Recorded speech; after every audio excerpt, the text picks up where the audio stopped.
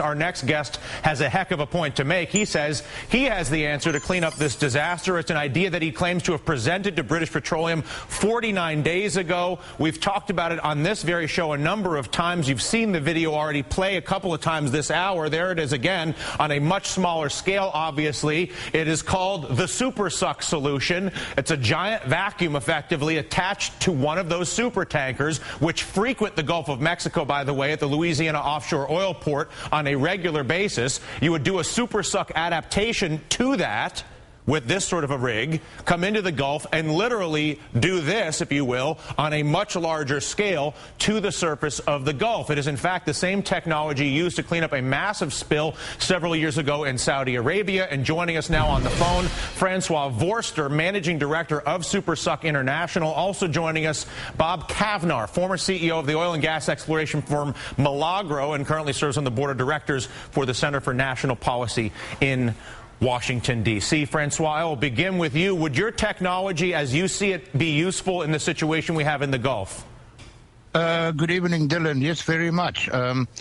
We sent a proposal over to BP on day 2. It fell on deaf ears. We've got the technologies and abilities. Besides, what you mentioned is above the surface of the water suction. Sucking the oil off the surface of the water. We also got technologies that could have been employed and can still be employed to suck 100% of the oil as it's leaking off the wellhead, which would have set BP free to concentrate on capping the well and drilling of the intersection holes.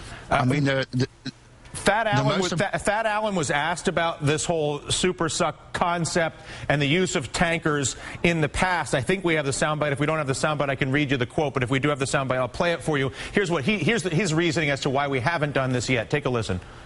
Okay. The tankers actually have to be modified. They're not ready to go right now. Number 2, we don't know what those modifications will do to the stability of the vessels and how they operate. Number 3, the area of operation is very, very different. I'm not sure it's the right application for that technology. So right application, Thad Allen says not sure. Modification hasn't happened, and if they do modify it, would be unstable. Do you agree with that assessment? And if not, where do you disagree and why? I don't agree with it at all. Number 1, there's no modifications required. The suction of the oil off the wellhead would be done with a modified, what you would call an airlift type of suction system. From there, it can be pumped. I can understand why it doesn't want to bring super tankers close to the actual incident site because of their size and problems in maneuvering them. But there is lots and lots of smaller vessels available, coaster tankers, that the oil can be pumped from, and those smaller vessels can sail to the tanker that can be kept in position 5 to 10 nautical miles away from where the actual suction takes place. And from there, it's a simple pumping over operation from one vessel to another vessel, which takes place daily around the globe. It's called a bunkering operation. What's the biggest oil spill this exact technology that you have has ever been used on, and how did it work? Well, it's been used all over the world, not just by us, but by various people. I mean, I think the biggest oil spill where oil was sucked off the surface and pumped into tankers was the one in Saudi Arabia. Bob, are you there?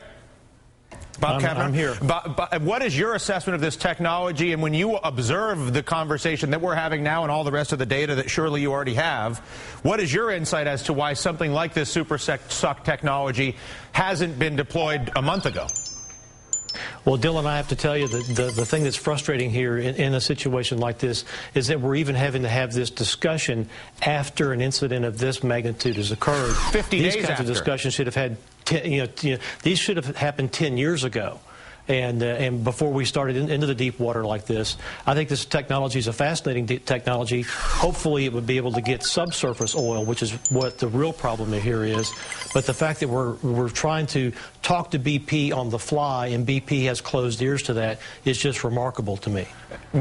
Francois, would your technology work, for instance, if there was, as Matt Simmons says, he believes there's a massive lake at 4,500 feet depth? Could a hose be dropped into the ocean at that depth and still provide functionality? Yes, with the oil plumes as well. Obviously, you must understand the problem now that's facing, and this is thanks to BP and only thanks to them, the massive amounts of chemical dispersants that was released that started breaking up this massive oil columns of oil. But as long as you get a suction nozzle in the midst of these plumes, you're going to suck it out. Unfortunately, your content of water that you're going to bring up to the surface is going to be a lot more. But once you got it on a surface and in a vessel, then it's conventional ways of separating the oil from the water, of which is a lot of good technology around, and that can do it at high speed. Again, last question to you, Bob, and I'll wrap this up, but do you have any insight? Is there some technical aspect that I'm missing or a casual observer would miss when you look at the absurdity of the fact that this technology seems quite functional, and yet there's no deployment or response or even expressed interest in doing this? It confuses at least the layman. Do you have any insight as to what we may be missing, Bob? It really confuses me too, Dylan. I think the point the other speaker was making is very, very good. This application sub-C of dispersant, I think, is probably causing more problems than it's solving. BP's trying to make the oil just go away, and it's not going to go away, and dispersing it just makes it much more difficult to collect. And this technology that we're talking about here could likely be much more effective if the oil was allowed to come to the surface and take it off the surface. And Francois, if people want to learn more about your technology, where can they do that? Well, they can contact me directly. What's your number, just in case somebody in Washington is watching MSNBC this afternoon? Okay, it's +27. I'll give you both of my mobile numbers.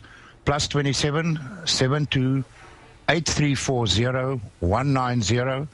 My second mobile phone is +27 79 932 1515. Francois, I know it seems absurd that we even had to do that, but I got to tell you, after 50 days of watching this, I really appreciate your getting on the phone with us so late at night in South Africa and educating us a little bit. Bob, thank you so much.